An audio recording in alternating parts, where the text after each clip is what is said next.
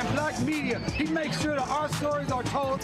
Thank you for being the voice of black America, Roland. Stay black. I love y'all. All momentum we have now, we have to keep this going. The video looks phenomenal. See, this difference between Black Star Network and black-owned media and something like CNN. You can't be black-owned media and be scared. It's time to be smart. Bring your eyeballs home. You dig?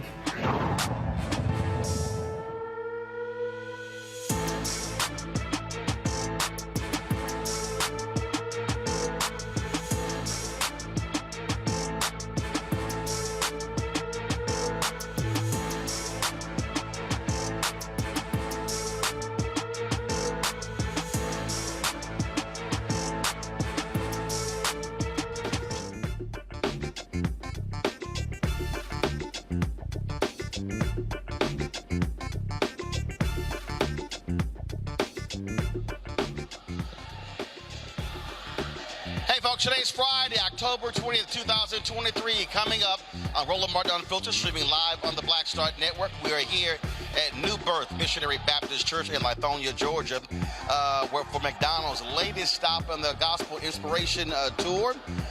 They will be taking place in the next hour. Speaking of that, we're going to be talking to one of the artists, Mike Teasy, who is on this tour. And he's talking about, of course, what it means to be a hip-hop artist who also dances, bringing a whole different flavor to gospel music. You don't want to miss that interview. Also on today's show, it is Vice President Kamala Harris's 59th birthday. So happy birthday. In addition to that, we'll be talking about Louisiana Congressional District. Supreme Court is allowing Louisiana Republicans more time to draw new maps, which makes no sense because they drew them last year and they were ruled to be unconstitutional and illegal. So we'll talk with the lawyer for the NAACP Legal Defense Fund about that. Also, opposition to Atlanta's Cop City continues as the city is not moving forward to verify thousands of signatures to force a voter referendum. We'll talk to one of the organizers of Stop City. Here in Fulton County, another major development for Fulton County DA Fonnie Willis, another of one of Donald Trump's imps. Guess what? Pleads guilty. We'll tell you exactly what happened today. Also, a New York judge has slapped Donald Trump with a fine for violating a gag order. That more, folks. It's time to bring the funk. I'm Roland Martin Unfiltered on the Black Star Network. Let's go. Whatever the miss, he's on it. Whatever it is, he's got the scoop, the fact, the find. And when it breaks, he's right on time and it's rolling. Best believe he's knowing. Putting it down from sports to news to politics. With entertainment just for kicks, he's rolling. It's on go, roll, y'all. It's Roland Martin, yeah.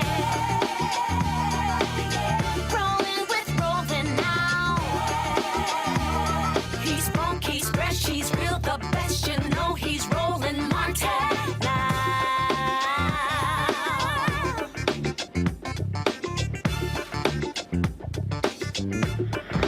Martin.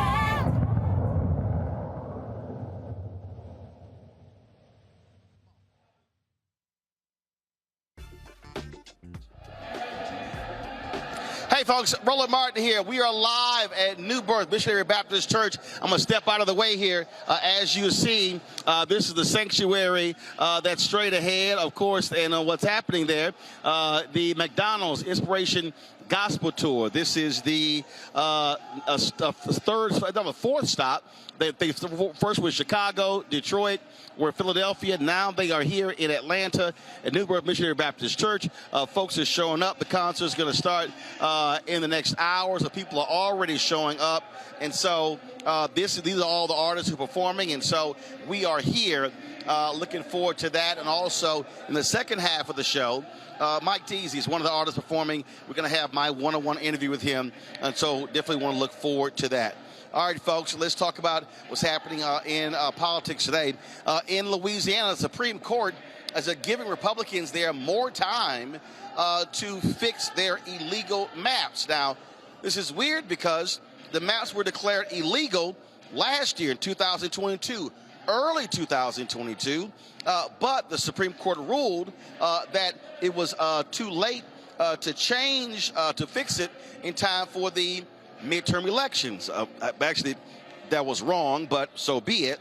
And so then we went now in 2023. Republicans have been complaining that they don't have enough time to actually fix the maps, which is crazy because, okay, they've been illegal since last year. And so here to help us explain what's going on is one of the lawyers from the NAACP Legal Defense Fund. They have been leading this fight. They have been battling in the courts, tooth and nail, fighting Republicans on this. And so glad to have Jared Evans. He's a policy counsel for the LDF. Join us from New Orleans. All right, Jared, so explain us what in the world's going on, because these are illegal maps.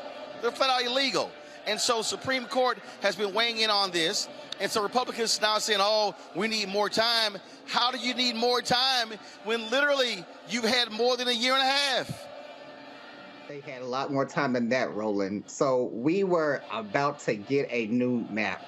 We were days away from going to the Middle District in Baton Rouge before Judge Dick, and she was ready to start the process of getting a new map in place that had 2 majority black districts. As you know, Roland, currently New Orleans and Baton Rouge are packed into 1 congressional district, and as LDF and the ACLU and our clients have argued since the very beginning of this process that those are 2 distinct cities with 2 distinct needs, and they should be both anchored in their own congressional districts. And the state went to the Fifth Circuit and asked for a writ of mandamus. And that's a legal term that basically means that it stops or forces an administrative body to do something. And in this case, they asked the Fifth Circuit to stop Judge Dick from introducing her map. As I said, she was about to start the process, and they essentially said that they needed more time, that the legislature didn't have enough time last year, and that hopefully if they give them more time, that they'll be able to institute one.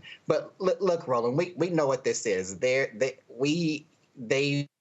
want to slow this down as much as possible. From the very beginning of this process, their tactic has been to delay and to stall and to push this back, hoping that they can get through another election. Last year, they asked the Supreme Court to issue a stay so they didn't have to institute the map for the 2022 election. And now we're set to go to trial. We're going to go back to court for February 5th in Baton Rouge to get a new map. And so that's what we're focused on. We're headed into February 5th confident that we're going to walk out of court that week with a new map with 2 majority black districts.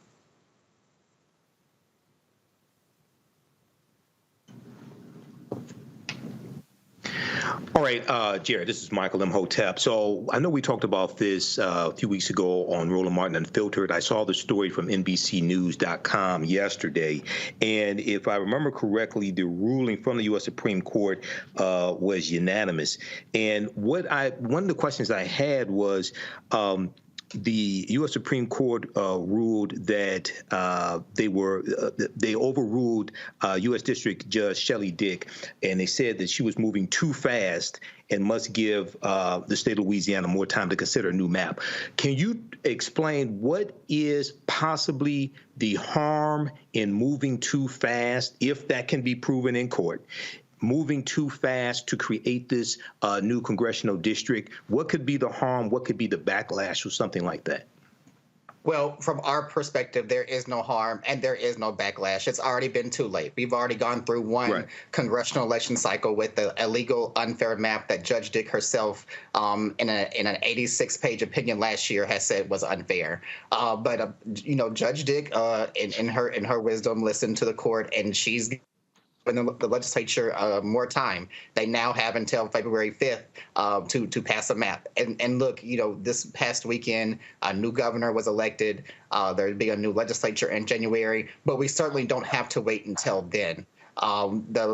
We still have a governor in place now, Governor Edwards. There's still a legislature that's seated, and they still have an affirmative obligation to comply with the law, to comply with Judge Dick's order. And, as soon as we get a ruling from the Fifth Circuit, 2 weeks ago today, my colleague Stuart Nafee argued before the Fifth Circuit here in New Orleans on the state's original appeal. And, any moment now, any day now, we certainly expect to get a decision. And I don't want to be overly confident, but I'm very confident in this case, and in the case that we put together and in our clients more than anything else. And so we are anxiously awaiting an opinion from the Fifth Circuit. And look, if whatever date the court sets, that's when we're going to go and fight for our map. And so Judge Dick has said that that's going to be February 5th.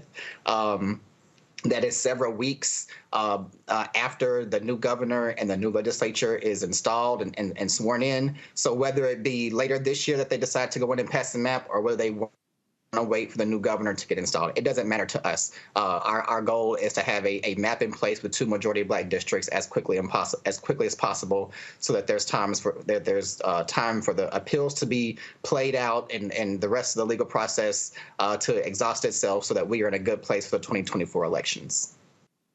Right. A quick follow-up question. Jared, can you hear me? I'm sorry. Hold on. Michael, hold on, Michael. Jared, Jared, here's the thing that's of concern to me. We're talking about the Fifth Circuit, okay? Hard right. This has already been litigated. And so the Republicans want to try to litigate it again, as opposed to coming up with the map. So if the Republicans come back with a map that does not follow the court's decision, then what?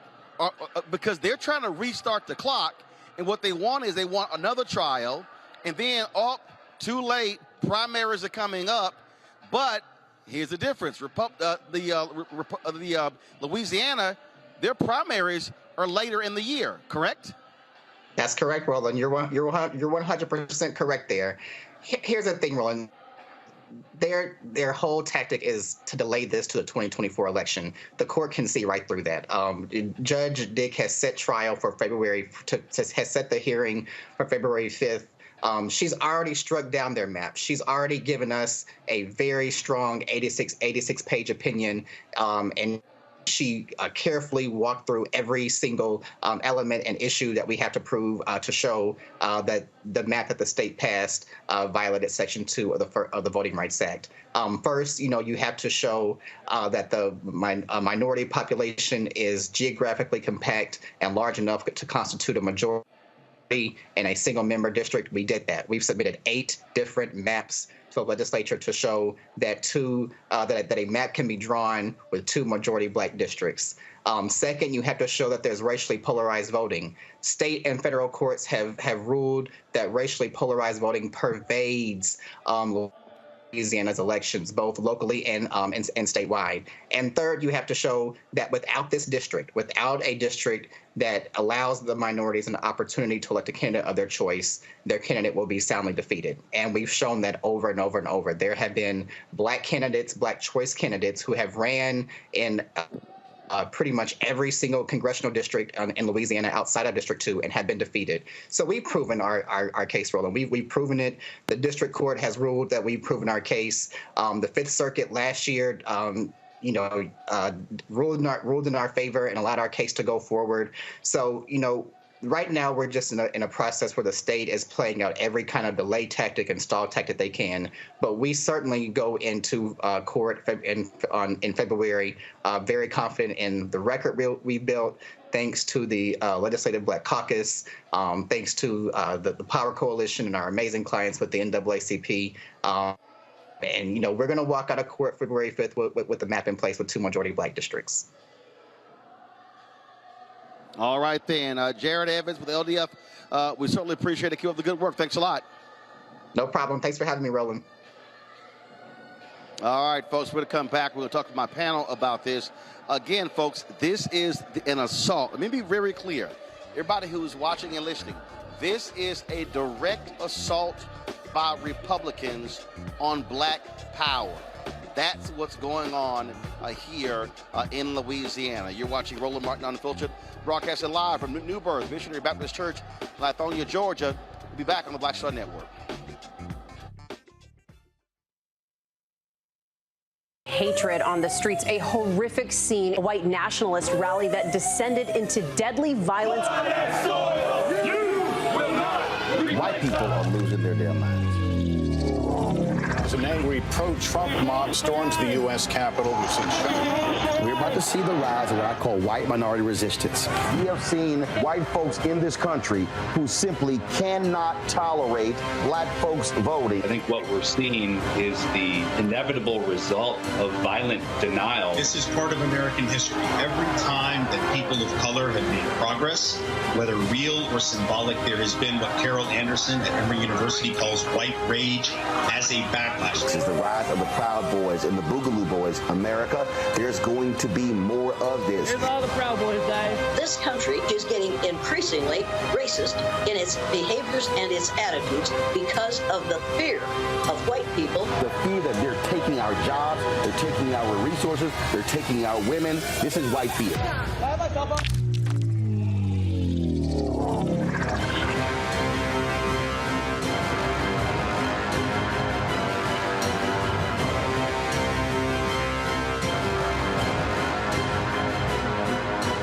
Pull up a chair, take your seat at the Black Table with me, Dr. Greg Carr, here on the Black Star Network.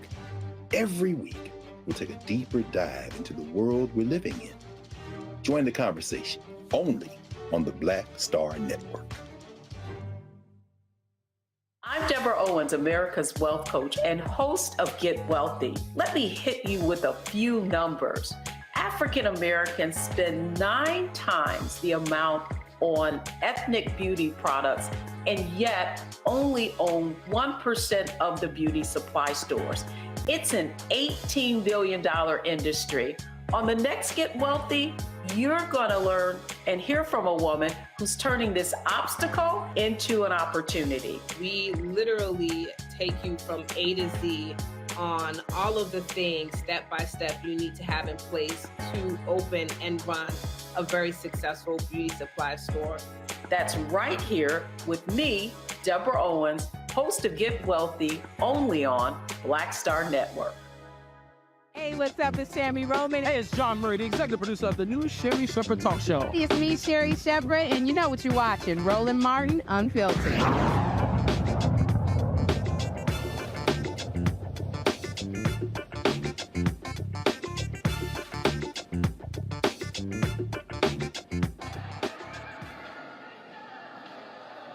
All right, folks, welcome back to Roland Martin Unfiltered here on the Black Star Network, broadcasting live from New Birth Missionary Baptist Church in Lithonia, Georgia, where McDonald's is hosting their Inspiration Gospel Concert in the next hour. My panel, Michael Imhotep, host, African History Network show out of Detroit, Matt Manning, civil rights attorney out of Corpus Christi, Kelly Bethel, communication strategist out of Washington, D.C. Matt, I want to start with you. This is a legal battle that's going on here. And it's beyond hilarious to watch how Republicans, they try this in Alabama, and they're trying it here, how they're trying to draw this thing out, to run the clock out so they can use an illegal map again in 2024. Yeah, it looks like they're trying to run out the clock. And the thing that's particularly problematic about this is that you already have a district judge determining that their map is not constitutional, right? So a lot of times when you have an appellate court reviewing a lower court's decision, they're going to defer to what that lower court has decided. Now, my understanding here is the Supreme Court is going to give the legislature more time, but this is one of those problematic scenarios where that doesn't make any sense, right? She's already decided that the map is not constitutional and that the map has to be redrawn. So I don't really know why the Supreme Court would allow the delay. Now, I understand it was a unanimous decision, so it sounds like it's one where the clerks and the justices have decided that maybe equity or equitable principles here in terms of time allow them to redraw the map. But the problem with this kind of thing is that in the interim, you have time going by where the map is not drawn, and you have, frankly, an emboldened state legislature that doesn't feel like it needs to adhere to the Supreme Court on any particular timetable. So that's what I think is the issue here. And I'm wondering why the Supremes didn't say, look, she's already resolved it. We're not going to get involved in this, or we're going to go ahead and send it back down and allow her to start that drawing process. So they are trying to run out the clock, and here the Supreme Court's decision essentially helps them do that rather than requiring the state legislature to get a map that is in adherence to the Constitution. And here's the problem you have here, Kelly. One, the candidates who may run for the position, they can't run because right now there is no position. That's first. Two, as Matt said, you have a Republican legislature who keep playing these games, and the other issue is that the Fifth Circuit Court of Appeals, about 25 or so judges, 22 of them have been appointed by Republican presidents, and so it is probably the hardest right-wing appeals court in the country. Yeah, it's unfortunate. I agree with Matt here regarding the Supreme Court's rationale. I feel like it was definitely more of a rules-based ruling as opposed to, what is exactly right and wrong in this situation. They clearly know something that we don't in these articles. But overall, this situation with Louisiana is just incredibly frustrating because it's clear that another majority Black district needs to exist. And the fact that they have, jumped over every single hurdle necessary as far as meeting the elements regarding Section 2, meeting the criteria necessary to arrive to this decision, and it's still not happening. It's certainly frustrating, and I don't exactly know what the solution is from here, considering that now the federal court's hands are tied behind their backs. Michael, again, and I know people may think this has been overly dramatic, but it's not. In many ways, this just reminds me of Jim Crow days, with Supreme Court and the courts make a decision, and you have racist legislatures who are like, nah, we don't care. We're going to do what we want. That's what. And in fact, what was so crazy is that you had the Fifth Circuit played the crucial role in really defining Brown versus Board of Education. Now we have a whole different situation today. Yeah, Roland, the fight continues, and Jim and Jane Crow had children and grandchildren, so we're still fighting the same fight.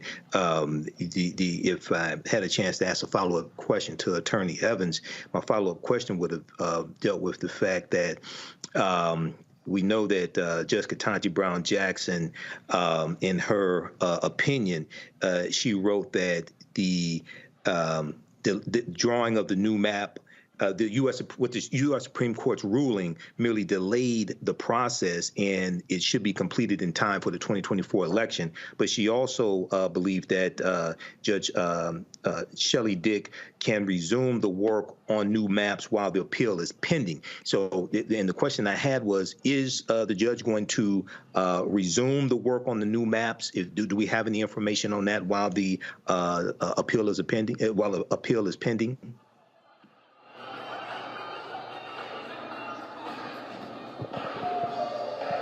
Well, I'll tell you, this is the continuing battle that we see. But let me be perfectly clear to everybody who's watching.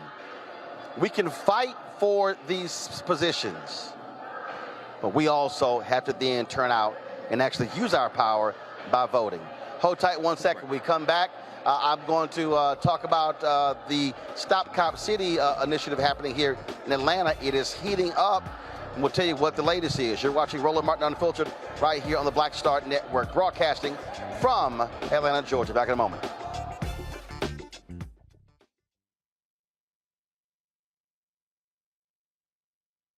When you talk about blackness and what happens in Black culture, we're about covering these things that matter to us, speaking to our issues and concerns. This is a genuine people-powered movement. There's a lot of stuff that we're not getting. You get it, and you spread the word. We wish to plead our own cause too long have others spoken for us. We cannot tell our own story if we can't pay for it. This is about covering us. Invest in Black-owned media. Your dollars matter. We don't have to keep asking them to cover our stuff. So please support us in what we do, folks. We want to hit 2,000 people, $50 this month, raise $100,000. We're behind 100,000, so we want to hit that. Y'all money makes this possible. Checks and money orders go to P.O. Box 57196, Washington, D.C. 20037-0196. The Cash App is $RM Unfiltered. PayPal is R Martin Unfiltered. Venmo is RM Unfiltered. Zelle is Roland@RolandSMartin.com. I'm Deborah Owens, America's Wealth Coach and host of Get Wealthy. Let me hit you with a few numbers. African Americans spend 9 times the amount on ethnic beauty products and yet only own 1% of the beauty supply stores. It's an $18 billion industry.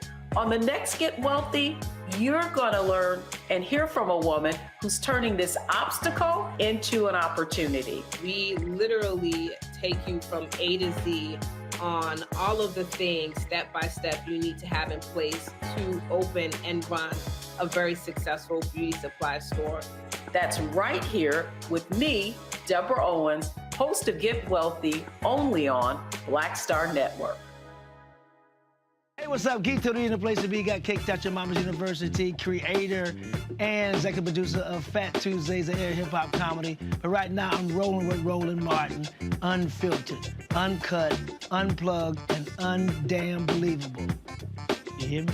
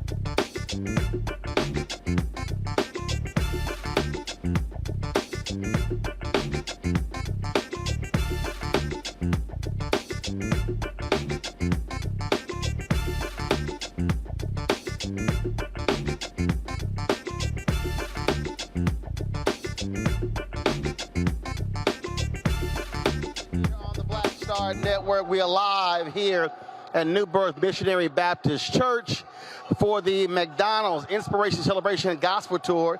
This is the 4th stop in a 6-city tour. They'll be next going to Dallas, closing this thing out in Jackson, Mississippi. And so they've been to Chicago, Atlanta, Philadelphia, and now Atlanta. Speaking of Atlanta, folks, let's talk about Cop City. It is one of the huge stories that has been taking place, and activists have been trying to stop this building of a massive development, a law enforcement training center. There have been protests that have been going on, arrests taking place as well, and so now there's an effort to collect petitions, signatures to get this on the ballot. But now there's a battle between organizers of that initiative as well as the city of Atlanta. The Atlanta City Council refuses to move forward with verifying 116,000 signatures supporting this proposed referendum. Now, a new poll shows that 60% of Atlanta voters want Cop City placed on the ballot. organizers of the Stop Cop City campaign, continue to push for the referendum as Atlanta tries to decide whether or not to build this $90 million police training facility. Noah Changa joins me now from Atlanta. Noah is one of the folks who is involved in this effort to get this on the ballot. Noah, welcome to the show. So explain. So I'm trying to understand, how is the city refusing to verify the signatures? Don't they have to have a verification system to make sure that eligible voters properly sign and that this is going to be a legal initiative? Yeah, that's a really great question. Thanks for having me on, Roland. So the city's rationale for refusing to verify has to do with some of the litigation that has happened around whether or not the referendum itself should be allowed to not only go forward, but also what was the exact date for when those signatures had to be turned in. In the summertime, organizers had actually, or those who had sued the city had actually gained extended amount of time to file those signatures.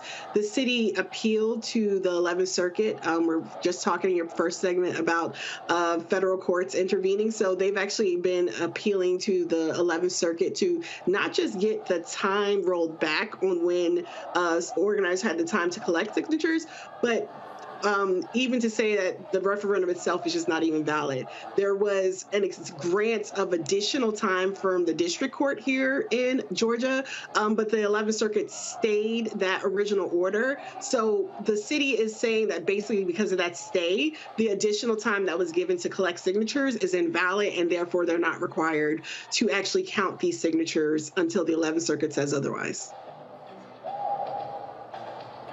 All right, so on the outside looking in, that's quite confusing because we've seen other ballot initiatives all around the country, and normally what happens is you get a certain period of time where you have to gather signatures, and then they go back and check to see if those people are city residents or if they are registered voters or whatever the city or the county or the state's process is.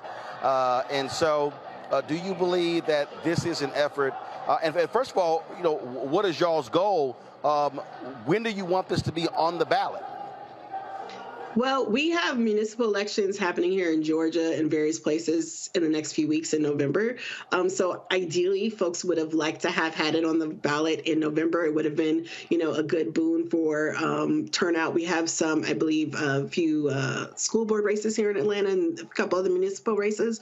But the goal is to get it on the ballot in March when we would have, we will not have a Democratic primary for president, but there will be, you know, a primary election in March here in Georgia. And so that is the goal, I believe, is to get it on the ballot then. But to your original question or point about it seems kind of confusing from looking on the outside in, you're right. We have these ballot initiative processes that are a really great sign of the health of our democracy, that individuals in their communities can rally with their neighbors and other members in their communities to get initiatives on the ballot for voters to decide. We've seen successful ballot referendum processes in the last few years, and Amendment 4 in Florida that restored voting rights to thousands of formerly incarcerated folks. That was a ballot initiative process. We just saw last year in Kansas and Michigan expanding access to abortion rights that have been denied to people post-Dobbs. Those were ballot referendum processes. We've seen in Missouri and countless other places. Right now, Ohio has a ballot initiative process. And so this is not new in the land of America, right? But what we do see happening here is a very anti-democratic, unfortunately, bipartisan effort from the state-controlled Republicans and, unfortunately, Democratic-controlled administration here in Atlanta to refuse to allow people to have access to this procedure that is used quite frequently around the country by citizens who are, duly able to do this within their rights, and for some reason they don't want Atlantans to be able to do the same thing. Questions from the panel. Kelly, you're first. Sure. So when it comes to those who are for it but are still understanding what the other side is thinking about regarding this issue, like what's the rationale for actually keeping Cop City around those who aren't cops? Like, have you encountered any Black people or people who would be affected by this decision who are actually for it? I think in terms of the actual whether the referendum should be on the ballot, I mean, ultimately the issue is that there was a process that was laid out. Folks have done, I mean, we've been hearing for the past 2.5 years or so that people need to follow the process. We had folks who were at city council when this decision was first uncovered in the middle of the pandemic. There was multiple hours, like I think over 16 hours of public comment has been made on multiple different occasions. So people have been following the process about this issue and lobbying their elected officials all the way. So now we have this referendum process where 116,000 Atlantans, those who are registered voters who were registered and eligible to vote in the 2021 mayoral and city council election, 116,000 plus signed on to agree that this needs to be put on the ballot. That doesn't mean that all 116,000 agree with ultimately canceling the lease. That just means people believe that the democratic process itself needs to move forward. That is more than the 78,000 people who voted in the mayoral runoffs, in which allowed Andre Dickens, in which he got 50,000 votes to become the mayor. So the thing is, that's not so much about whether or not people agree with Cop City or want to move forward. There are some people who agree with Cop City ultimately, but also believe that the democratic process itself needs to play out. And as someplace that's the cradle of, so many movement activities, we've also seen the resurgence of pro-democracy work in our communities happening here in Georgia over the last several years. The same arguments that we have seen Brian Kemp and other statewide Republicans making against Stacey Abrams and the efforts that she led in 2018 that elected and flipped the Senate in 2020, and that also sent Reverend Warnock back to the Senate in 2022. Those same arguments are now being used by Democratic elected officials, including our mayor, against this referendum. And ultimately, whether people agree or disagree or have different issues, like the referendum itself, follow the process and it needs to be on the ballot. Michael.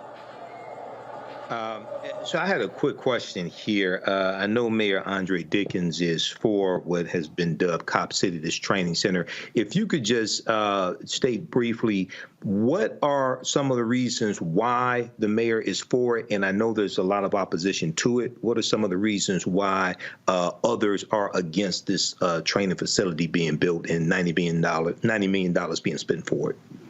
I mean, I believe, brother, you said it right there. $90 million are being put forth without a proper democratic process, right? When we talk about budgets, we talk about like spending of the people's resources, the public money that's going into this for something that's ultimately backed by a private entity, the Atlanta Police Foundation. I mean, there needs to be a higher level of scrutiny, and different people have different reasons across this movement for why they object. You have environmentalists who object to many of the issues with the fact that this is on, forest land. We're supposed to be the city under the trees, and we're decimating forest land to build this, right? You have people who are, good governance and democracy folks like myself personally, who want to see actual process follow. We have seen time and again overwhelming response from people in the city who have participated in processes. My city councilwoman, my former city councilwoman, was the one that introduced this original legislation. She lost her seat in part because people like me found out when folks were going door to door that this was even something that was happening. So the fact that we have not had good transparency and good governance in the decision-making process over the past 2.5 years is a part of why people at least want to have a referendum, to have an open public process so that we can let the people decide. We elect people to go represent us. And when they're not doing that, we have referendums. We have other ways that we can help get decisions made. Now, some people do not agree with relocating the site. They are very diehard against it. And those are conversations that we all need to have as a community moving forward. But at the very most basic level, we have aspects of democratic process that have broken down in the city of Atlanta that are not being followed. And it's Democrats, unfortunately, that are coinciding alongside Republicans to make that happen. All right, thank you. Matt? I have two questions that are very quick. The first is, how do you envision the opposition and really the conversation around Cop City being a model for going forward as it relates to other potential issues? And what I'm asking specifically is, it seems like here, more so than in other instances, you have a nexus of environmental interests and governance issues and justice and militarization questions, all of which are coalescing to have opposition and in some respects, people who are proponents for it. So first, how do you see this as a model going forward? in terms of how we address issues that are kind of intersectional in their nature, number one.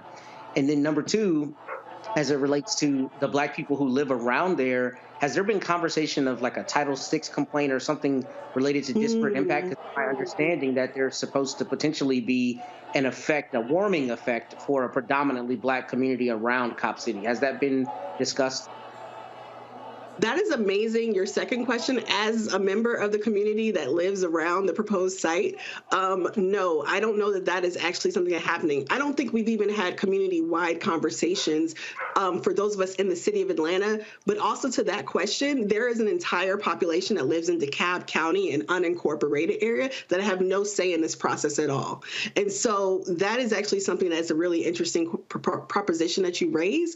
And no, I don't think that has come into any of the conversation as of yet. So the first part about how this could be a model for conversation or even just addressing opposition, I mean, a lot of these problems that we're facing nationwide or in our direct communities are multifaceted, right? They interact with things around the environment, climate change, like you said, justice issues, economics, and class analysis. But we have to have those abilities to come together and talk through these issues so that if there is something that's going before the city council, and yes, there might be a specific, justice aspect, which has drawn a lot of people to this, but being able to identify the other ways that it has impact also helps us build broader coalitions. We've seen this in electoral work more broadly when we have, different groups of people come together to support particular candidates or initiatives, right? And so I think that broader coalition mindset and being able to see how we can cut across the different work that people are doing to build, consensus around how we can move forward and bring about the change that we all deserve is important. The other thing, because I think the sister's original question about what about people who might feel that this is something that they need or the conversations, we do need to have these conversations in our community, right? And I don't think that that requesting that the referendum itself be on the ballot is a shutdown. That's another area of conversation. That's another area of outreach that needs to happen for whoever is supporting whichever side, right? But at the very least, we need to make sure that when we do have very clear interests of communities that are in question, that we are allowed to have the forums that are available to all of us, regardless of neighborhood, socioeconomic status, and who we're donating to, that can actually be something that we access through the democratic process as we're allegedly supposed to do as citizens in this country. All right, Noah Changa, we surely appreciate it. Thanks a bunch. And we'll keep monitoring this story to see what happens. Thanks a lot. Thank you for having me. Folks, we come back. Jim Jordan is not going to be the next Speaker of the House. Boy, more nuttiness happening on Capitol Hill. But also, when we come back, we'll talk about a case out of here, Atlanta. Another one of Trump's insurrectionists pleads guilty. Fonnie Willis has another feather in her cap. We'll tell you about that. You're watching Roland Martin Unfiltered on the Black Star Network. Hatred on the streets, a horrific scene, a white nationalist rally that descended into deadly violence. White people are losing their damn minds.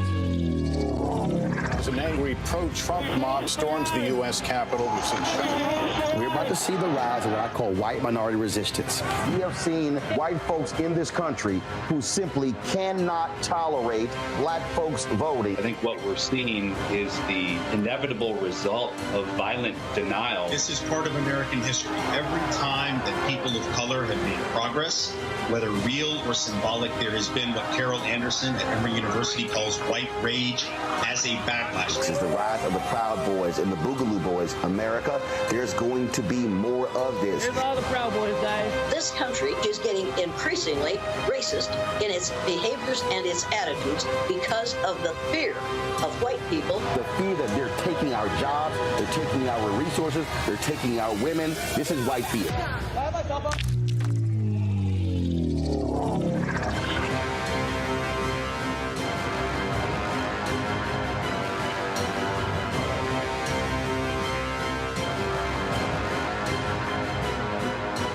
On a next, A Balanced Life with me, Dr. Jackie. Being of service to others is one of the greatest callings in life. But being there for someone else in their time of crisis is a whole new level, and you have to bring courage, commitment, and strength. On our next show, we meet two real-life angels who were thrust in the midst of caregiving and without warning. And he was looking strange and couldn't cut his meat. And it was very odd. And I said, well, what's wrong? And he says, I think I've had a stroke. And so, of course, it scared me. And we literally got in the car and he walked into the hospital on a Thursday. And by Saturday of that same week, he lost all control of his left side. The blessings, the challenges, and the way they maintain their balance, all next on A Balanced Life on Black Star Network. Hey, what's up, y'all? I'm Devon Franklin. It is always a pleasure to be in the house. You are watching Roland Martin Unfiltered. Stay right here.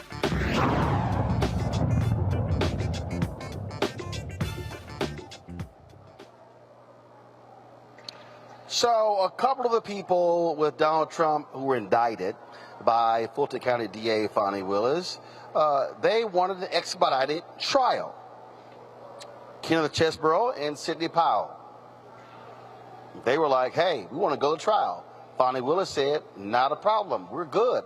Let's go. Yesterday, Sidney Powell pled guilty. Today, Kenneth Chesborough pled guilty. He pled guilty to a felony count. I tell you what, Matt, these folks were messing around, and now they are pleading guilty. They're going to have to testify against the other people involved. Trust me. So here you have a number of people indicted. 3 have now pled. Here's my advice to the rest of these people. Man, you better go cut you a deal as fast as possible, or otherwise you're going to be last man, last woman standing. First, I want to say about Fani Willis, I don't know if you know, but you know, happy homecoming to my fellow alumnus of the illustrious Howard University. But this is what we talked about happening, Roland. I knew this was going to happen, and I read about both of their plea deals. I don't think they explicitly mentioned Mr. Trump. But what I think is especially important for people to realize about this is one of the things that is sacred in the lawyer-client relationship is communication and privilege. So one of the questions I had was, how do you pierce that, right? Because a lawyer is entitled to advise their client, to give them advice in their interest. But one of the ways that a lawyer can break privilege is if he or she has to respond to accusations about their conduct. So I tell you all that to say that should let people know there's some pretty compelling evidence here against both of these attorneys, because they're not normal defendants in that a lot of their communications and involvement in what might otherwise be termed a conspiracy might be privileged. So for both of them to ask for speedy trials and then cut deals, this goes along the lines of what we're talking about on the show and have for many weeks now, that people were going to start dropping like flies. And that's exactly what you're seeing. And obviously, Mr. Trump's team is looking at the evidence here. But if I were representing him on his criminal defense case, this would concern me mightily, right? Because not only have they cut deals and not only have those deals gotten them out of hot water, and they're the first deals, but their deals both require that they testify truthfully against the other co-conspirators. I don't know what that looks like against Mr. Trump, but the problem is, if I'm a prosecutor, I say this is not only somebody that he conspired with, this is somebody with whom he conspired, with whom he had the highest level of purported trust, somebody he can give secrets, who is legally bound to not divulge those secrets. So I don't know what that means in the larger context of their prosecution of Mr. Trump, but just from the outside looking in, it would concern me mightily if I were on his team, and it would concern me as to the strength of our defense, because now people he's talked to in the most intimate of terms, if you will, as it relates to the actions, are now going to have to sing like canaries, and that's going to be a big problem for him, I would suspect. I mean, the thing here, Mike, is these are the two leading figures who were in the room when these things were going down. And so what's interesting to me is that they play it, and based upon one story that we saw, the Trump team was shocked, was absolutely shocked to hear about these plea deals. Well, that's hilarious right there. But first of all, yes, Fonnie Willis is brilliant, and she graduated from Howard University. Now, I didn't graduate from the illustrious Howard University. I graduated from Wayne State University here in Detroit. But Phi Beta Sigma Fraternity Incorporated was founded at Howard University, so I do have HU in my blood. Now, I said that pipe down, Kelly. Now, I said that this was going to happen. None of these people are willing to go to prison for Trump. He's not going to become president again, most likely. He won't be able to give them a pardon because this is a state case, not a federal case, so he can't pardon them here. So you're going to have more of them turning state's witness, taking plea deals. They're not willing to go to prison for Trump, and this is a key piece of the puzzle here, Chesebro, because he was central to organizing the fake electors, the fake slate of electors plot, and this spread over 7 states, including the state of Michigan. Okay, so he knows a lot more than a lot of these other people, and it's going to be a whole lot of them singing, and a lot of people are going to go to prison. I think Trump's going to be convicted in this case as well. So once again, it's important for everybody to understand the main reason why you have this prosecution is because Fonnie Willis was voted into office. Okay, you had the right prosecutor voted into office to actually take action against people who are violating the rights of Georgians, especially African Americans in Georgia who voted for Joe Biden and Kamala Harris.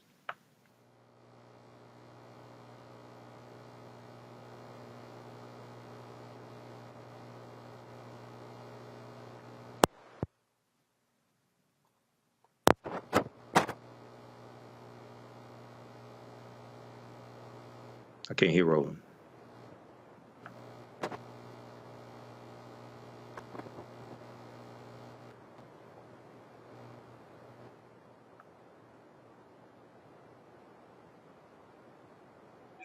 You got me here? Yeah, hear you now. You got me on this microphone here? All right, folks.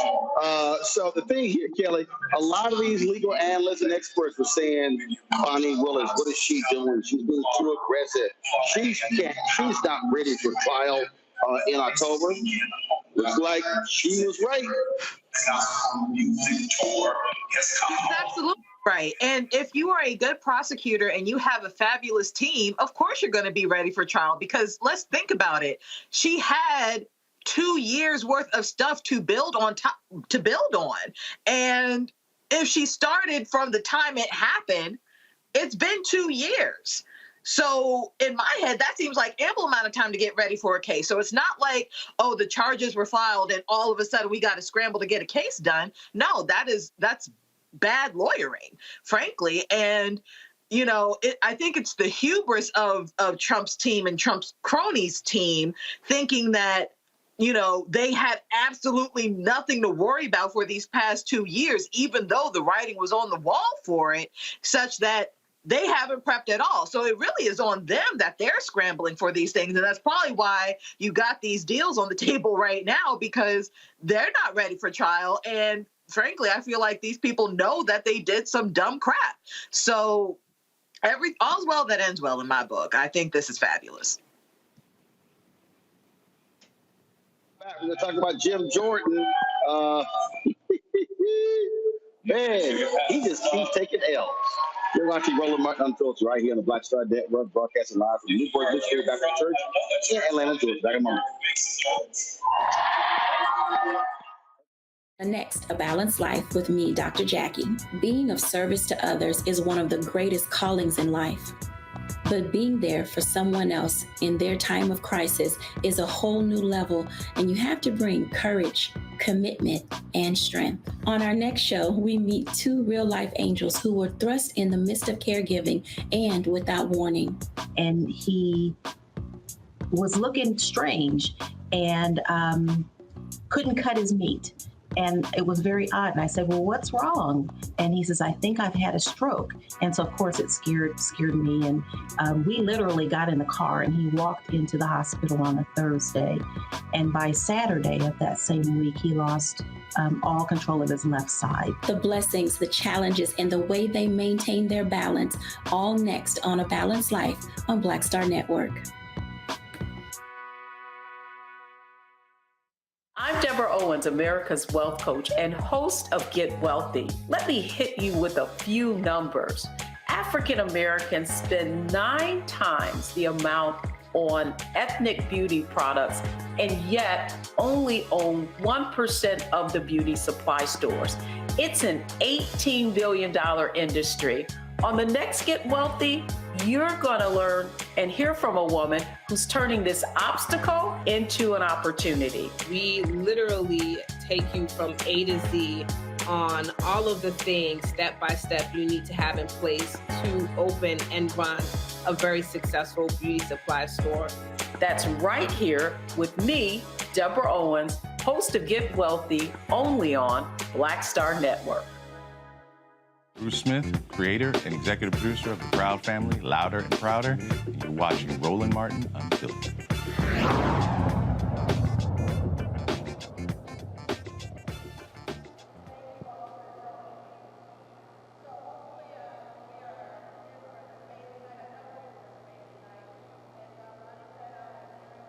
All right, folks, today on Capitol Hill, Republicans again can't pick a Speaker of the House. This is what happened when Ohio Congressman Jim Jordan forced a third vote to try to make him the Speaker. The tellers agree in their tally that the total number of votes cast is 429, of which the Honorable Jim Jordan of the state of Ohio has received 194. The Honorable Hakeem Jeffries of the state of New York has received 210.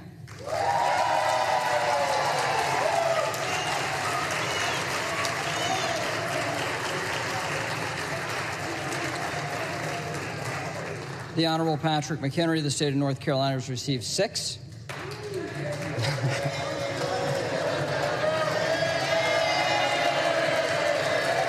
right, the House will come to order. The House will come to order. The Honorable Baron Donalds of the state of Florida has received 2. The Honorable Tom Emmer of the state of Minnesota has received 1. Lee Zeldin of the state of New York has received 4. The Honorable Steve Scalise of the state of Louisiana has received 8. The Honorable Mike Garcia of the state of California has received 1. The Honorable Kevin McCarthy of the state of California has received 2. The Honorable Bruce Westerman of the state of Arkansas has received 1. No person having received a majority of the whole number of votes cast by surname, a speaker has not been elected. Pursuant to Clause 12A of Rule 1, the chair declares the House in recess, subject to the call of the chair.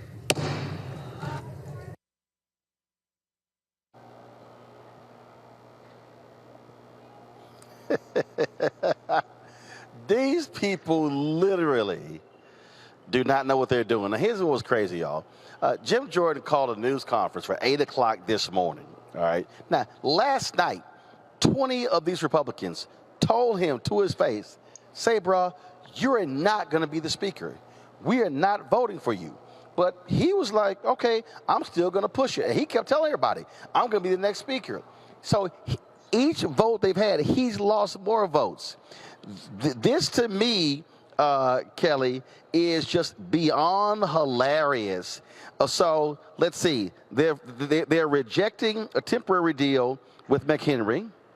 They have rejected McCarthy, rejected Scalise, rejected Jordan. Hey, well, what they gonna do now? This is, again, these are people who are totally dysfunctional. It would be funny, like if this were happening in a vacuum, I would be guffawing right now. This would look exactly like a comedy show. It looks like a sketch from like early days of SNL where just, chaos ensues, right? But the fact of the matter is, people are dying. Bills need to be paid. And Congress needs to function. None of those things are happening because of the chaos of one party.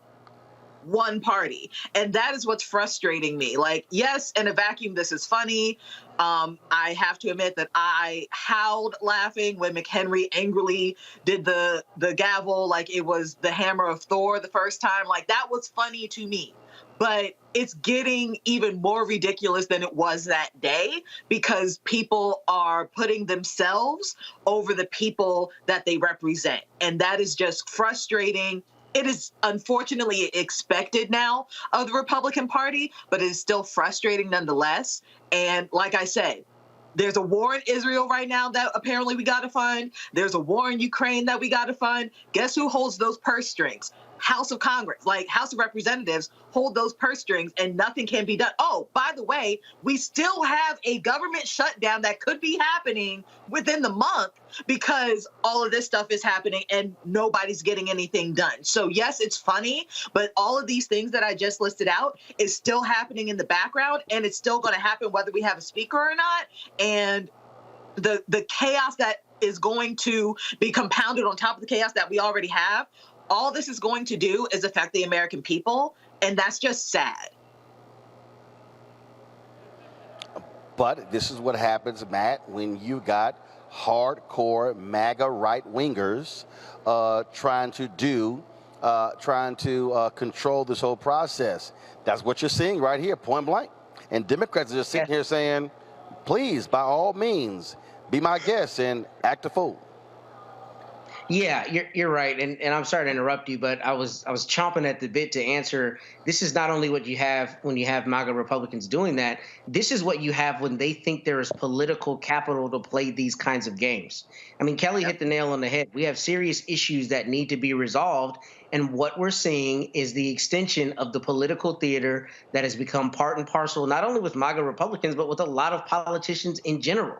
At the end of the day, I don't get to not pay my student loans because I can't get it together because the government is coming to collect. So the House does not get to not do its work because they can't stop playing political theater games. I, for one, wanted Jim Jordan to become the House Speaker because I think it would have just been a new level of idiocy, and it would have just shown how bad and how dysfunctional Congress can be, especially those who are obstinate as a matter of political identity, not obstinate because they're really against the substantive bill, but obstinate because they want to grind the whole process to a halt.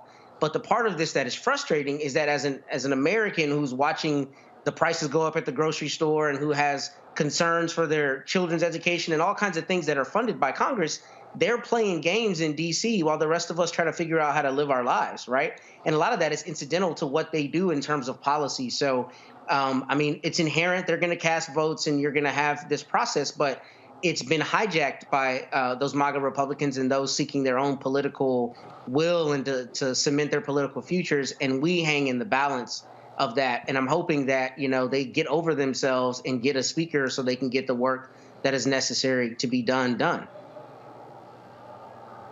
And very simple, Michael, I got to remind people, how we vote in these congressional races determines who controls the House, Republicans or Democrats. So if you don't like what's going on here, throw those bums out next November. Absolutely. And this is something that I warned people about during the 2022 midterm elections when Republicans took back control of the House, because during the first 2 years of the Trump administration, there were 3 government shutdowns, and Republicans controlled the House, the Senate, and the White House. These people cannot govern. It's easy when you're in the minority just to say no to everything and vote against bills that are beneficial to everyday Americans.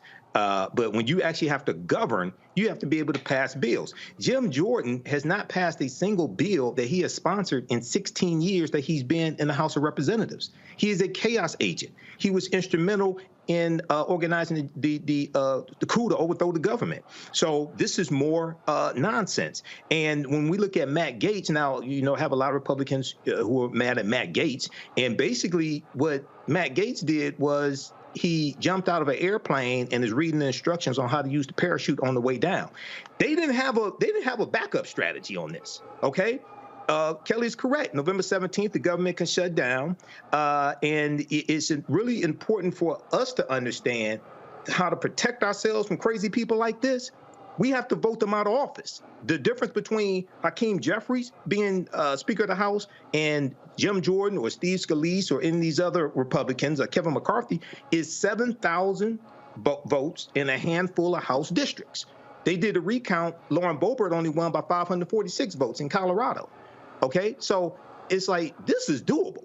Okay, but you can't push your issues that you say that you want. Going back to the conversation we had last week, Roland, all these people saying we want this, this, and this, ain't never read the U.S. Constitution, don't know how to get bills passed. Okay, you can't say you want this, but you don't vote for people who want what you want. So elections impact every aspect of our lives. We have to do better. Absolutely. All right, Kelly, Michael, Matt, I certainly appreciate y'all joining us on today's show. Thank you so very much, folks. When we come back, we will share with you one-on-one interview I did with one of the gospel artists performing right behind me here in Atlanta at Birth Missionary Baptist Church as part of McDonald's Inspiration, Celebration, and Gospel Tour. That is next right here on the Black Star Network. When you talk about blackness and what happens in black culture, we're about covering these things that matter to us, speaking to our issues and concerns. This is a genuine people-powered movement. There's a lot of stuff that we're not getting. You get it, and you spread the word. We wish to plead our own cause. Too long have others spoken for us. We cannot tell our own story if we can't pay for it. This is about covering us. Invest in black-owned media. Your dollars matter. We don't have to keep asking them to cover our stuff. So please support us in what we do, folks. We want to hit 2,000 people, $50 this month, raise $100,000. We're behind 100,000, so we want to hit that. Y'all money makes this possible. Checks and money orders go to P.O. Box 57196, Washington, D.C. 20037-0196. The Cash App is $RM Unfiltered. PayPal is R Martin Unfiltered. Venmo is RM Unfiltered. Zelle is Roland at RolandSMartin.com. I'm Deborah Owens, America's Wealth Coach and host of Get Wealthy. Let me hit you with a few numbers. African Americans spend 9 times on ethnic beauty products and yet only own 1% of the beauty supply stores. It's an $18 billion industry. On the next Get Wealthy, you're gonna learn and hear from a woman who's turning this obstacle into an opportunity. We literally take you from A to Z on all of the things step by step you need to have in place to open and run a very successful beauty supply store. That's right here with me, Deborah Owens, host of Get Wealthy, only on Black Star Network. Peace, I'm Faraji Muhammad, host of The Culture. And brothers, we need to talk. There's been much discussion about the state of the black man in our community, whether it's in politics, education, or in the home. My brothers, we are struggling to lead the way, which is why The Culture will be hosting the Black Men Summit, where we'll be redefining and celebrating black manhood. This special series will kick off on the 28th anniversary of the historic Million Man March on Monday, October the 16th at 4 p.m. Eastern Time. I'll be talking to some of Black America's most prolific, dynamic, thought-provoking black men activists, scholars, and leaders about our role, our power, and our future. So tune in and join the conversation as an online culture crew member for The Culture's Black Men Summit, redefining and celebrating black manhood. Starting Monday, October 16th through Friday, October 20th, 4 p.m. Eastern Time each day, right here, exclusively here on the Black Star Network. Me, Sherry Shepard, with Sammy Roman. I'm Dr. Robin B., pharmacist and fitness coach, and you're watching Roland Martin Unfiltered.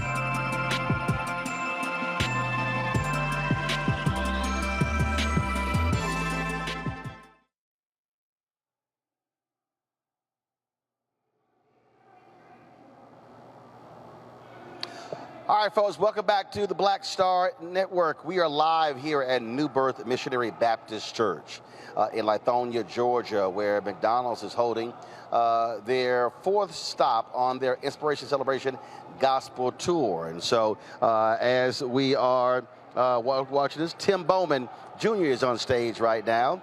And so we were previously in Chicago and Detroit. This tour stopped in Philadelphia. They're here in Atlanta. Then they'll be next in Dallas and then Jackson, Mississippi. And so we had an opportunity to sit down with all of the artists, talk to them about their life, their careers. And Mike Teasy is a young brother who is a rapper, a dancer. And so he has a whole different lane he operates in when it comes to gospel music. And so here is our conversation.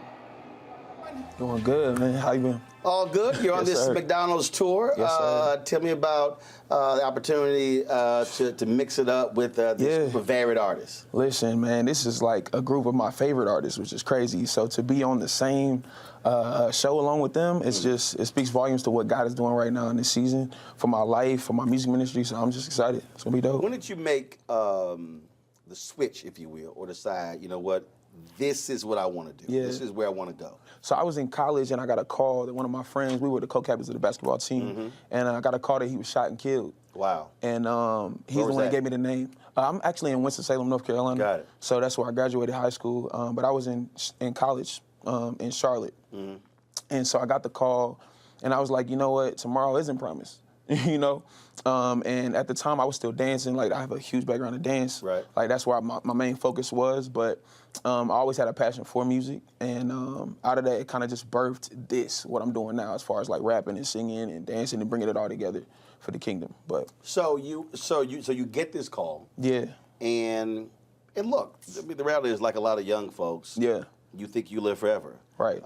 And you just sort of just go about and doing Exactly. whatever. Exactly. And then when you get that call, Yeah.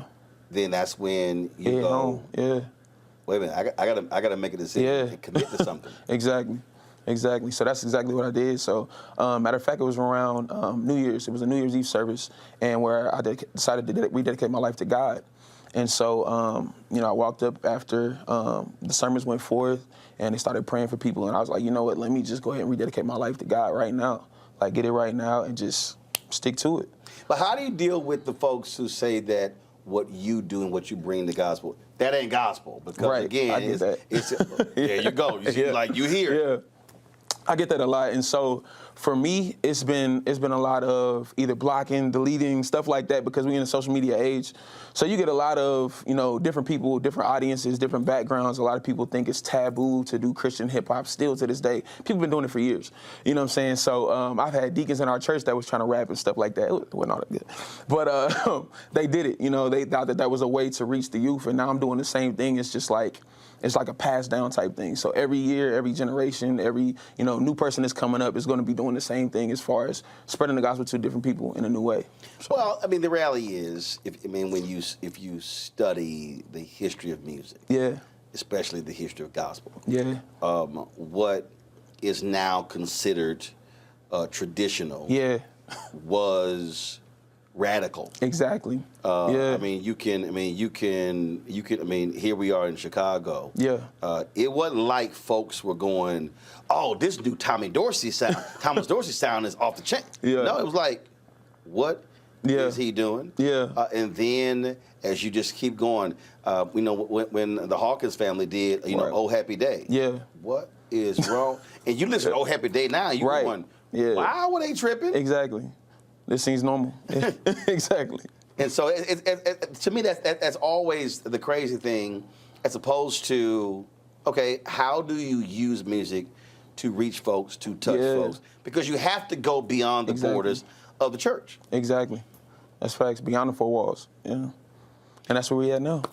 And so now when you meet other artists, have you had other folks who say, you know what, now I now can do that. I'm more comfortable. Exactly. Because I see you doing it. Exactly. So I've actually, I've gotten several messages from different people just saying like, yo, you inspire me. And I'm like, me? Like, I'm just trying to be obedient to what God had me doing right now. And it's definitely a blessing. You know what I'm saying? It's a test to who I am in Christ, who I am as a believer. You know what I'm saying? And just being that willing vessel. You know what I'm saying? To let somebody else know you can do it too. And do they really get mad with the dancing part? Listen. So I was raised in the church. And we used to dance on Youth Sunday. Right. So we would dance to like Todd Tribbett, Kirk Franklin, stuff like that. And it was taboo to listen to Kirk Franklin because, you know, he jumped on chairs and tables doing whatever he wanted to do because he was radical. When Stomp came out, Stomp was crazy. Oh, man, how dare you use that sound? Yeah. Yep. And so that's where it kind of started. So I kind of got accustomed to that. You know, people are not going to be okay with everything I do, but as long as God is okay with it, I'm okay with it. Because Kirk could be on stage and be doing James Brown moves. Facts, yeah. You know, I think I've seen Kirk do every move except the split. I think he did all the James Brown except the split. Yeah, he got to do that next. He got to do that next for sure. Yeah. If he don't, I'm gonna beat him to it. So yeah. Have you and he ever had a conversation? So we've actually met. What's crazy is I was supposed to open for him in Winston-Salem, North Carolina, at the Dash Stadium. It's our baseball team. Right. And it was crazy, raining, all that stuff. So he's still performing. I was like, yo, I'm about to go next, like right after him. And didn't work out. The stage that they had me on was a whole different stage somewhere else. And I'm like, I thought I was on that stage. So my high hopes was crashed. Kirk was on the main stage. He was on the main stage. I didn't even know there was different stages. You on the side stage. That was rained on, puddles everywhere. I was like, I'm gonna bust my face. And at that time, I was still doing flips and stuff. I still do one every now and then. But yeah, I was like, that was part of my set. I would do a backflip, break dance, whatever. And I was like, I can't do this on the stage. Like, it's wet, it's puddles everywhere. I might break my neck today. I don't know. You remember at the Super Bowl, Prince had them two dancers out there in them 6-inch heels. That's crazy. And they would get it in the rain. Yeah, I ain't doing that. That's different. That was Purple Rain. I ain't doing that. But nah, yeah, that was definitely crazy. But then I got a chance to meet him in Greensboro, North Carolina. Right. He's like maybe right under my shoulder. And he's okay, that was some quick shade there. He's one of my favorite gospel artists. That was some quick shade. But no. So he was like right under my shoulder. So he grabbed my shoulder and he was like, you look familiar. And I was like, oh, for real? He was like, yeah, I don't know where from. And I was like, probably from Winston-Salem. I was supposed to open for you or whatever. So yeah, that was a dope meeting for sure.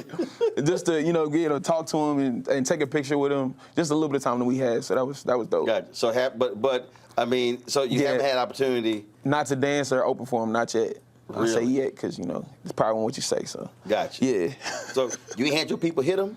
You ain't had your like we working on it. We working on it. Huh? We working on it. What y'all do? Y'all send them a letter or something? I have no idea, but we gonna figure it out. How about that? We gonna figure it out. Matter of fact, I did a video to like kind of honor him, and I did a remake of his song Revolution. And I called it The New Revolution. So I did a remake of the whole video, the whole nine, had the mic, the little silver background. I did everything. He still ain't seen it yet. So we gonna figure that out. We still trying to figure that out. He ain't seen it? He ain't seen it yet. You seen it? And it went viral. It went viral on TikTok, Instagram, everything. Hold up, what's the video? Is it on your Instagram? It's on my Instagram. Hold up, what's It's on YouTube, everywhere. Hold up. Mike Teasy, The New Revolution. So you did the whole nine.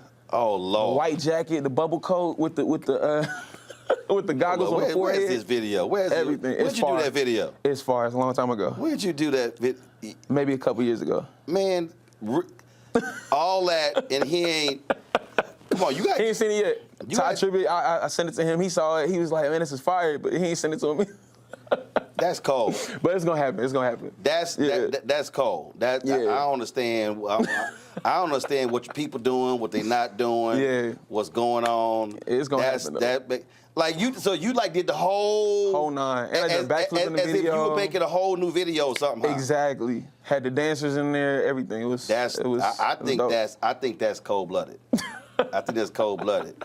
And so everybody else, so he ain't even tapped on. He ain't seen it yet. He ain't even. What was that? 2-3 years ago? 2 years ago. At least 2 years ago. Yeah. You gonna have to tell your people. You got to tell your people. For sure. Y'all gotta do better. Yes, sir. You got to tell them they gotta do better. Yeah. All right. Hold on 1 second. Let me see if he answered his phone. I don't know what he's doing. This don't make no sense. This don't make no sense. You did a video 2-3 years ago and the brother ain't seen it. Yeah. He ain't even comment on it. Okay. I don't want to do this here. Kirk. Yes. I'm sitting here in Chicago, bruh, and I'm doing these interviews for the McDonald Gospel Concert Tour. And I'm talking to a young brother right here who said he was supposed to dance on the stage with you, but it rained. But then he said he did his whole music, I can't tell it. His name, Mike Teasy. Yes, sir. Mike, and so he's gonna tell you, Kirk, he did a whole video for you. He's like, man, I did the whole video, it went viral. Man, the brother he didn't even give me a heart, a like, or nothing. So I said, wait, did you send it to him? He said, send the Thai tribute, everybody showed me some love. He said, Kirk ain't said nothing. I said, that ain't how we do it in Texas. I said, so I gotta call Kirk right now, and we gotta rectify this situation, okay? Okay, so, go ahead, put your clothes on. Put your clothes on. Kirk in the bathroom. I don't know. Oh, man. He's about to brush his teeth. Okay, I can see his electronic toothbrush right here. So you see how we roll. Yeah. So, yeah. That's dope. I'm about to hand him the phone. You like, where he at? You ain't even in the picture. Oh, here we go. All right, now you can. What's going on, sir? Man, I am so sorry, King. It's all good. It's all good. I mean, I didn't mean nothing by it, man. And of course, it was fire, too, man. I mean, I'm not going to lie. It's definitely fire. But tell what it is. I did your challenge, too. That joint went viral, too. You ain't seen it. Man, I missed everything. I'm so sorry. It's all good. Well, don't hate me, man. Don't give up on me, man. Let me Look, I'll DM it to you right now. But, man, congratulations for whatever it is you're doing, King. I appreciate that. Yes, sir. And keep being great, brother. I'm sorry. Give me another chance. Nah, I know you got millions and millions of people that's probably hitting you every day, but I'm gonna send you. Okay, tell Roland to text it to me. All right, say less. I got you. All right, King. All right, God bless. All right, Kirk. I'll holler at you, my brother. Roland Martin, talk to you later. All right, my brother. Be well. Peace. That's dope. That's dope. That's crazy. So you talking about the backflips and everything like that? Backflips, yeah. But here's why I don't understand why people trip on it. I was listening to one of William Murphy's songs, and I think, and he goes, "Did they just do a backflip?" That's what the praise dancers do. So why do people trip when you do it? But literally, praise dancers doing it. Yeah. I think what's crazy is like maybe you put on a leotard or a tutu. Nah, I ain't doing then that. It's fine. Nah, I ain't doing that. What's crazy, like my dad had a background in dancing too. Okay. And so when he got saved and rededicated his life, he felt that was like a sin for him. To dance. So when I was coming up, dancing was my thing. Dancers. Dancing was my thing, and he was like, "Son, you ain't doing that." Da da da. But so what a lot of people don't know is I've been paralyzed twice in my life. At the age of 7, I was run over by a drunk driver. My legs were twisted the opposite way. Doctor said I would never walk again. But God healed me in 20 minutes like that. Wow. No surgery, no nothing. God just healed me. So I'm doing flips out the hospital. Oh, yeah. Oh, absolutely. I'm a kid. I'm 7 years old. Don't tell me you're going to be paralyzed. Oh, we about to flip. Okay. So from that moment on, I've still been dancing, still been flipping. And then in 2005, I was in a bad car accident. My lumbar 2, which is lower your back, it was snapped. It was broken. You can see where the bones were laying on top of each other. Whoa. And the doctors tell me again, I'll be paralyzed for the rest of my life. I'll never walk again. But in the second x-ray, you see where the bones came back together. The same night. God healed me just like that. And so I'm like... The first x-ray, you literally can see the bones laying on top of each other. The first x-ray. So 2 or 3 hours go by, they switched shifts. They got a new doctor come in. They was like, you might have to take another look. Now that you rededicate your life before that this or was after that? After. This was after. Oh, yeah, I'm about to say. This was after, yeah. I'm like... Because 2005, I was still in high school, so yeah, that was crazy. So you can see where the bones were laying on top of each other. And then the next doctor comes in, they were like, oh, yeah, y'all might have to take another look. You ain't gonna stop that. Yeah, I can't. So my dad was like, son, like, I don't get it, you need to stop doing this, da da da. I was like, Dad, listen, like, God healed me. This is how I'm praising God. This is how I'm showing, like, what he's done for me in my life. And he was like, you know what? I'm quiet. Say less. Like, exactly. So you got a point. Exactly. He couldn't say nothing else. You got a point. He couldn't say nothing else. So after that day, he's been in full support. See, what sort of drives me crazy is, first of all, when you see people praise dancing, when you see them sitting there clapping their foot, stomping their feet, running around, whatever, I'm trying to figure out that ain't that. I mean, hey, you know track star, why you running around the church? Right. Like, I've seen people like literally just running. They be running, yeah. They got some speed, you know. But I just don't get why. I think what bothers me the most is when people are so boxed in. They have so many constraints. And they want to. Really, what they're doing is they're suppressing the Holy Spirit. Because see, here's what I don't understand. I was joking with another artist about this here. We talked to. I said, look, I'm born and raised Catholic, so we know Scripture. So I don't know which one it is, but all I do know is David danced. Right. Yeah. So I'm just trying to understand. Folk tripping. He definitely danced for sure. If David, so what do you think David was doing? I have no idea. What? Think he was doing a two-step? Like what? I mean, I don't understand. That's what trips me out when people. I remember there was a point when they didn't. Oh no, you have guitars, and drums, and all that. Drums was crazy. They play music, play instruments, tambourines. All of that. Trumpets. That's probably the one that drives me crazy the most. Yeah. When folk really want to put constraints on the Holy Spirit. Yeah. And not, I mean, first of all, it ain't like twerking is going on. I mean, there are limitations. Jesus, yeah. There are limitations. I mean, like, there's a limitations in dance. But my goodness, it's not, to me, it's, I just think some people are just so hardcore. Yeah. And then they end up turning people off, people away. Exactly. I experienced that even like in multiple churches. You know, North Carolina is known for a ton of churches. Right. So I've performed in almost every church in, the Triad area. And this one ministry I went in and I had a hat on and it said Jesus on it. And I guess they thought I was just somebody from the outside, but I was actually an artist that was booked to perform at this church, at this event. And the guy was like, you can't come in here with that hat on. And I was like, it say Jesus. Like, at that time. You're like, I'm just saying. The hat says it don't Jesus, say like, Panthers or the Hornets. Right. It say Jesus. It say Jesus. And in that time, too, I was young, just getting started in the music and stuff. I was like, yo, this is my covering. Like, this is how I know that, God is the first thing they're going to see. And they was like, you got to take your hat off. I was like, you know what? All right, bet. So I went in and performed, and he couldn't say nothing else. He had to come to me and apologize because the Holy Spirit fell in that place. It fell. My passion, Houston, Ralph Douglas West. They had a meeting of, I forgot what church they were at, and it was a pastoral meeting. And so they're sitting here in the meeting, and I forgot what it was about, because he talked about this in a sermon. And he said, I think that was a point when they were about to pray. He said, hold up. He said, before we start praying, he said, we need to address something before we pray. He said, when I walked into this church, he said, y'all got a sign on the wall that says, come as you are. He said, that's real. But if a homeless woman walked in here with some shorts on, pushing a baby in a stroller, y'all would deny. I think it was come as you are, but they also had rules. I know what it was. It was come as you are, but they had rules that women could not wear pants. And he said, I got a problem with come as you are. Right.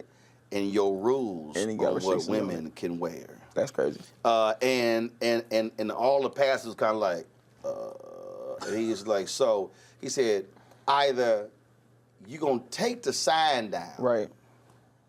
He said, or you're going to change your rules. Facts. And I think that sort of speaks to that right there. Exactly. Yeah. Now, have you had some folks also, like some artists have writers, and they're like, look, you can't do this, and then you kind of like, we ain't going to have no show. Right. I haven't turned them away because I feel like once people actually witness, you know what I'm saying, my ministry, if you will. Oh, so when they gave you the rules, you go, okay, say less. You go, okay. And then I still do my thing. When you go out there, you start flipping and stuff. Exactly. And then you go, see? Yeah, exactly. Because it's like when people hear my story and then they see what God has done for me, right? It's a difference. Right. But when they just already perceive an idea and like, yo, he's just dancing, he's trying to show off, he's flipping, he's trying to show off. Nah, like, this is how I glorify God. Like, this is my way of doing it. Let me do that. I don't want to put restraints on how I glorify God. Right. Yeah. Absolutely. And again, if it's doing what it's supposed to do, if it's reaching the next generation, if it's touching them, if it's empowering them, well, that's exactly what you were supposed to be. Exactly. Exactly. Well, I just again, look, he didn't work with me. He always like, he said, are there no rules you don't break? He calls me habitual line crosser. Because, you know, when somebody say, you can't do this, and I go, do the same thing. Okay. Still cross them. Okay. And then I'm going to go ahead and do it. Yeah. So, I mean, I really don't, like, I really That's a do nice not term. care. Habitual line crosser. A habitual line crosser. Yeah. That's dope. And you agree with him. You're like, oh, sure. Yeah. Sure. So, you know, when I go out there, you know exactly what's going to happen. Oh, yeah, we leaping over the line. You leaping. And I dare you try to walk out here and stop me, because you're going to then deal with the crowd. Exactly. And then it's going to be a problem. Exactly. There you go. So maybe the next hat you should get is habitual line crosser.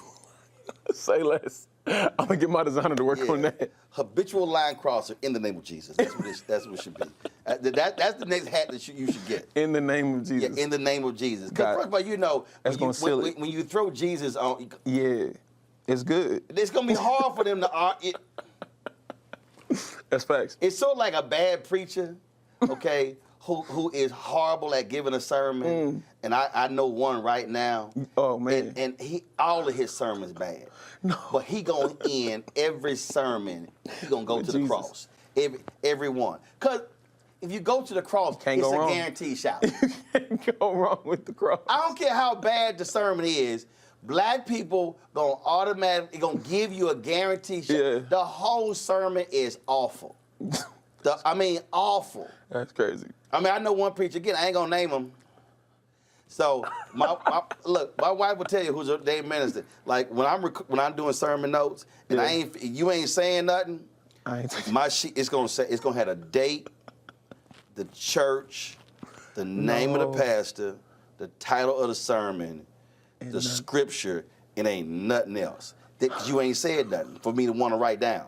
And she look over and she see. Dang. She go, you ain't feeling the sermon? I'm like, nope.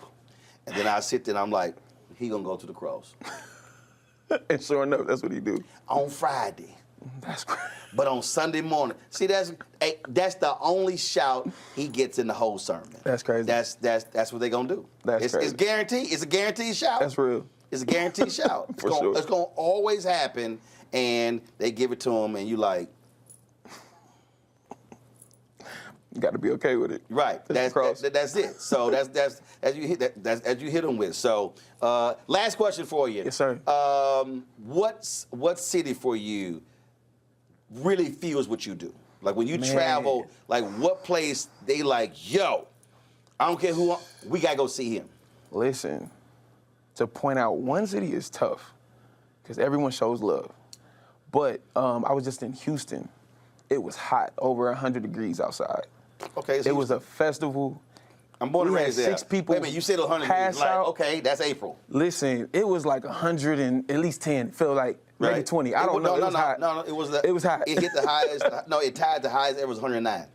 No, I know. Yeah, it was hot. Right. But they was out there singing their lungs out, jumping around. There you go. It was a crowd of people. I'm like, yo, it's too hot. Get away from me type deal. No. They was loving it. I said, well, praise God. We ain't worried about heat. That's crazy.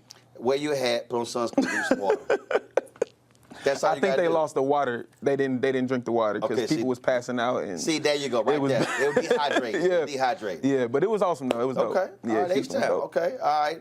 No, actually, here's the last question. Okay, so blame this on Bree Babineau. Okay. Okay. So I talked to her, and in the midst of our conversation, I made a reference to the Commodores and Zoom, and she had no idea what I was talking about.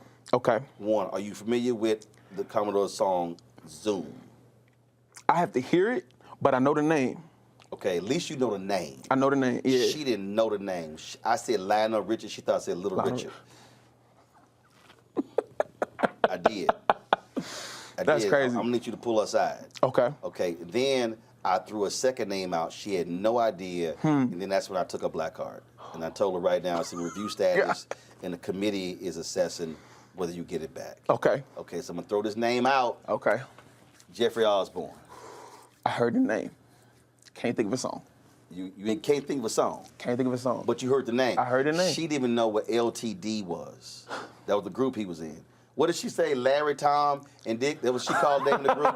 That's what she called LT. I'm telling you. Larry, Tom, Dick, Harry. Straight up, that was literally. That's crazy. Right. She had no idea. But then when I played Holding On, then she knew. Okay. Oh, and I heard that song. I'm like, too late. Too late. The committee is meeting, and we'll assess it. Yes. The card. Yes. Dang. Yeah, but she hadn't even heard of the names. See, I've heard the names. She even said Jeffrey Osborne could not be black. His last name was Osborne. So I'm gonna need you to talk to your fellow young gospel artists, cause Lord, she needs some help. Man. With She may have been sheltered too. Like I've experienced that too, growing up. So benefit of the doubt, you know. But she out. Y'all out. So y'all can't keep using that shelter stuff. Dang. I mean, y'all got to play catch up. Okay, so I'm gonna need y'all. I'm gonna go do some research too. Yeah, I'm gonna need you like go to Apple Music, Spotify. And there you go. But at least you know their names. I heard their names, yeah. She didn't know their names. She literally thought I said Little Richard. I got you. Good luck with the tour, bro. Thank you. I appreciate it. Yes, sir.